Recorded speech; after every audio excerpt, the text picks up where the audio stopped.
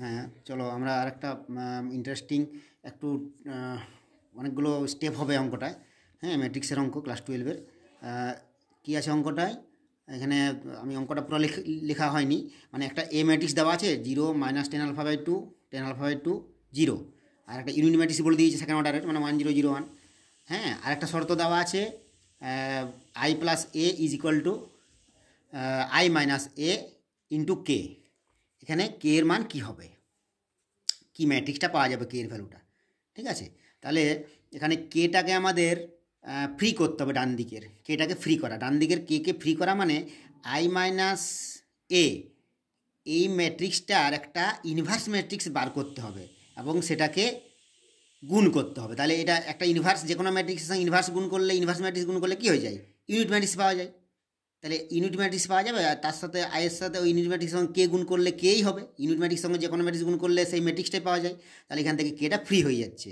তাহলে গুণ করা বলতে left side right side both সাইডে গুণ করতে হয়। ঠিক আছে, সেইভাবে আমাদেরকে আগে মানে টার্গেটটা ফুলফিল করতে হবে যে কোথায় আমরা পৌঁছাবো। তাহলে আমাদের এখানে এর ভ্যালুটা দেওয়া আছে, তাহলে 1 প্লাস আই প্লাস এ এটা বার করে নিচ্ছি। এটা তো কী হয়, এই দুটো যোগফল বার করার নিয়ম আমরা জানি, কারেসপন্ডিং এলিমেন্টগুলো যোগ হয়, প্লাসের যেমন হয়। হ্যাঁ, এর সঙ্গে এর যোগ হবে, এর সঙ্গে যোগ হবে, এটা হয়েছে। আচ্ছা, আর আই মাইনাস এ দরকার আমাদের এখানে আছে, আই মাইনাস এ দরকার হবে। ঠিক আছে, তাহলে আই মাইনাস এর এটা আমাদের কি করব, আই মাইনাস এটা এখানে বার করছি আমরা। আই মাইনাস এ মানে কি হচ্ছে, আই বলতে 1 0 0 1 মাইনাস এ ম্যাট্রিক্সটা লিখেছি। এবার এদের বিয়োগফল মানে কি, কারেসপন্ডিং বিয়োগ, 1-এর সাথে 0 বিয়োগ, 0-র সাথে এটা বিয়োগ, এমনি করে করে কত হচ্ছে 1 10 আলফা বাই 2 আর মাইনাস 10 আলফা বাই 2 এটার সঙ্গে মাইনাস করে যেমন হয় নিয়মটা, এটা সবাই জানো। ঠিক আছে, এবার চলে আসছে। আচ্ছা, এবার আমরা কি করব, আমরা কি বললাম যে এখানে কেটা, এই যে কে আছে না, এই কেটাকে ফ্রি করার জন্য মানে এটাকে এই দিকটা আই মাইনাস এ ইনভার্স দিয়ে গুণ করবো। তো ইনভার্স বার করতে হলে আমাদের অ্যাডজুগেট চাই। ঠিক আছে, আবার অ্যাডজুগেট বার করার জন্য আমাদের কী বার করতে হবে, কোফ্যাক্টর বার করতে হবে। মানে একটা ডিটারমিনেন্ট কনসিডার করতে হবে। তাহলে আমাদের এই ম্যাট্রিক্সটা, কোন ম্যাট্রিক্সটা, আই মাইনাস এ, এই যে ম্যাট্রিক্সটা পেলাম, এই ম্যাট্রিক্সের আমরা কী বার করবো, ইনভার্স বার করবো। তাহলে এই ম্যাট্রিক্স ইনভার্স বার করতে হলে আমাদেরকে অ্যাডজুগেট বার করতে হবে। তাহলে এটা অ্যাডজুগেট বার করার জন্যে আমরা এই ম্যাট্রিক্সটাকে ডিটারমিনেন্টের ফর্মে লিখব, তার কোফ্যাক্টর বার করতে হয়। তাহলে এটা আমরা করেছি আই মাইনাস এ, এটা ডিটারমিনেন্ট সাইন। হ্যাঁ, ডিটারমিনেন্ট বার করছি আমরা, মানে আমরা ইনভার্স তো বার করবো। তো ইনভার্স বার করার সময় আমাদেরকে ডিটারমিনেন্টের ভ্যালুটা দেখে নিতে হয় যে সেটা 0 কি না, 0 হলে আমাদের সম্ভব না। ঠিক আছে, তাহলে এটা আমরা ক্যালকুলেশন করলাম, এটা ইন্টু এটা। হ্যাঁ, ডিটারমিনেন্ট নিয়মটা কি না, এইভাবে ডায়াগোনালি গুণ হয়, এটা ইন্টু এইটা মাইনাস এইটা ইন্টু এইটা। এটা কত হয়েছে দেখো, এটা 1 1 হলো, মাইনাসের 10 স্কোয়ার মানে প্লাস 10 স্কোয়ার, 1 প্লাস 10 স্কোয়ার মানে সেকেন্ড স্কোয়ার আলফাবেট, তাহলে 0 হয়নি এখনও। ঠিক আছে, আচ্ছা, এরপর আমরা কী বার করবো, এই যে 1 মাইনাস আই মাইনাস এ, এই ডিটারমিনেন্টের কোফ্যাক্টরগুলো বার করবো। কোফ্যাক্টর বলতে কী বোঝায়, যেমন ধরো এই 1 এলিমেন্টের কোফ্যাক্টর কী হবে না, এই এলিমেন্টের কোফ্যাক্টর মানে এটা কত নম্বর এলিমেন্ট না, এটা কি হচ্ছে, এটা ফার্স্ট রো আর ফার্স্ট কলাম, ফার্স্ট রো এবং ফার্স্ট কলামের এলিমেন্ট। তাহলে এর কোফ্যাক্টর বা সহগুণনীয়ক কি হবে না, এই বরাবর এবং এই বরাবর হাতটা চালাও, এই দিকটা বন্ধ রেখে কি থাকছে, এই দিকটা এবং এই দিকটা বন্ধ রাখে 1 পড়ে থাকছে, তাই না, এইটা বন্ধ রাখে 1 পড়ে থাকছে। হ্যাঁ, তাহলে আমরা কি লিখব, 1 লিখব। হ্যাঁ, এইখানে দেখো এই জায়গাটা কী লিখবো আমরা, 1। আর এখানে -1 টু দি পাওয়ার 1 + 1 কেন লিখেছি, সবসময় -1 টু দি পাওয়ার এইটা আমরা লিখবো, এটা রোয়ের সংখ্যা, এটা কলম সংখ্যা। ঠিক আছে, তাহলে এখানে আমরা দেখেছি যে এখানে আমাদের ডিটারমিনেন্টটার দেখো এইটা কত নম্বর আমরা এলিমেন্ট হচ্ছে, এটা না ফার্স্ট রো ফার্স্ট কলাম, সেই জন্য ফার্স্ট রো ফার্স্ট কলাম 1 + 1।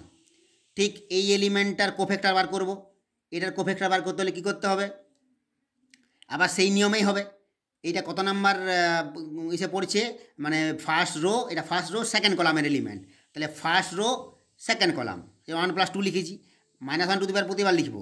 আর কি হবে না, 10 আলফা বাই 2 যখন বলছি আমি, তখন 10 আলফা বাই 2 এই দিকে কলম ওয়াইজ হাত দিয়ে বন্ধ রাখো, আর এইদিকে রো ওয়াইজ বন্ধ রাখো, তো কী পড়ে থাকছে -10 আলফা বাই 2। ঠিক আছে, সেটা লিখেছি -10 আলফা বাই 2। তাহলে এটা যেমন হচ্ছে ওই নিয়মেই করবে। হ্যাঁ, এটার কোফ্যাক্টর বার করলাম, এটার কোফ্যাক্টর, এবারে -10 আলফা বাই 2 কোফ্যাক্টর বার করবো। এটাকে আপনি এদিকে হাত চাপা দাও রো বরাবর আর কলম বরাবর, তাহলে 10 আলফা বাই 2 থাকছে। আর চিহ্নটা কী হবে, তার জন্য -1 রোর সংখ্যা প্লাস কলম সংখ্যা। তাহলে এটার জন্য কি, এটা first row first column, second, হ্যাঁ এটা সেকেন্ড রো 2 লিখেছি আর ফার্স্ট কলাম। ঠিক আছে, এইভাবে হয়ে গেল। তারপর আরেকটা এলিমেন্ট আছে এই 1 কোফ্যাক্টর, ওইভাবে বার করব। ঠিক আছে, ওইভাবে বার করে দেখো, ওই -1n প্লাস এটা কত নাম্বার পড়ছে, সেকেন্ড রো সেকেন্ড কলাম, 2 + 2। আর এই 1 আছে, এই 1টা এই বরাবর এবং এই বরাবর হাত চেপে রাখো, এই বরাবর এবং এই বরাবর। তাহলে কি থাকছে, 1 পড়ে থাকছে, 1 আছে। তাহলে এটা যুগ্ম পাওয়ার থাকলে প্লাস হয়, অযুগ্ম হচ্ছে মাইনাস, এগুলা কিছু বলার নেই। আচ্ছা, এরপর এডজুগেট বার করব। ঠিক আছে, এডজুগেট বার করব। কীভাবে এডজুগেট বার করব, দেখো এডজুগেট বার করার নিয়ম হচ্ছে ওই যেটা বললাম, এই সমস্ত যে কোফ্যাক্টরগুলো পেলাম আমরা সেগুলো পরপর লিখে দিলাম। আর এই ম্যাট্রিক্সটার কী বার করতে হয়, ট্রান্সপোজ বার করতে হয়, যেটা আমরা পরিবর্ত ম্যাট্রিক্স বলি। ঠিক আছে, তাহলে এই যে ফ্যাক্টরগুলো পেলাম, কোফ্যাক্টরগুলো, হ্যাঁ সহ গুণনীয়কগুলো পেলাম, এগুলার কী হবে, দিয়ে তৈরি যে ম্যাট্রিক্স তার ট্রান্সপোজ বা সহ, ট্রান্সপোজ বলতে পরিবর্ত ম্যাট্রিক্স। ঠিক আছে, তাহলে আমরা এটাকে ট্রান্সপোজ করলে কি হবে, মানে রোটাকে কলাম, কলামটাকে রো। তাহলে এই যে দেখো যেমন আছে এখানে কলাম ওয়াইজ আছে, এটাকে রো ওয়াইজ লিখেছি, কলাম ওয়াইজটাকে রো ওয়াইজ লিখেছি, বাস ট্রান্সপোজটা পেয়ে গেলাম। হ্যাঁ, বাস এরপর চলে আসো মূল ক্যালকুলেশনে চলে আসছি আমরা।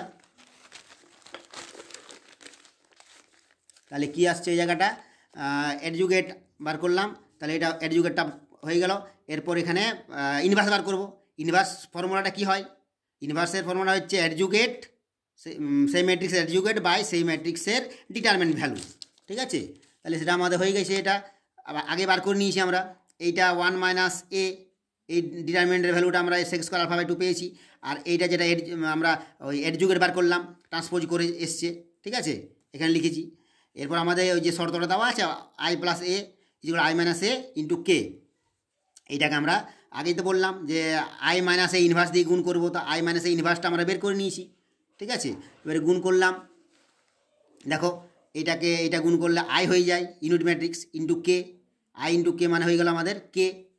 হ্যাঁ, আর এই দিকের গুণফলটা আমরা, তাহলে k এর ভ্যালু কত হবে, i - a inverse × i + a।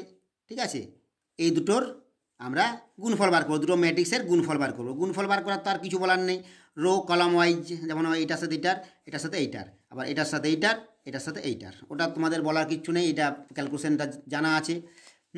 তাহলে এখান থেকে গুণ করে আমরা পাচ্ছি, এটা একটু বলে নিচ্ছি, এটা লিখেছি, এটাকে আবার cos² লিখে দিয়েছি, 1/6 cos²।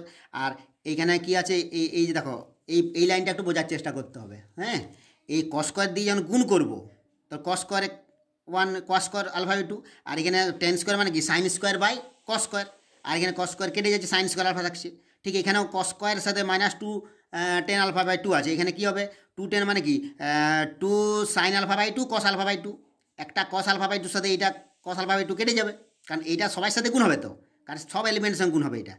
হ্যাঁ, তাহলে এটা cos একটা কেটে যাচ্ছে, cos পড়ে থাকছে, এখানে -2 একটা sin পড়ে থাকছে, -2 sin α/2 cos α/2।